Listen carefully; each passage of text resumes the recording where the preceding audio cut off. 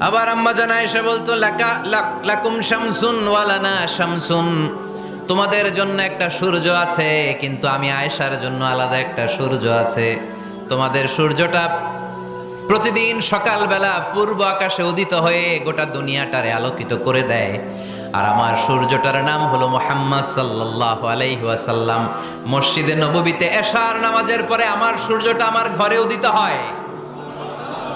তোমাদের সূর্য সকালবেলা পূর্ব আকাশে উঠে গোটা দুনিয়াটারে আলোকিত করে, আমার সূর্য মুহাম্মদ এশার নামাজের পরে আমার ঘরের ভেতরে যখন উকি দেয় আমার পুরো ঘরটারে আলোকিত করে দেয় কে?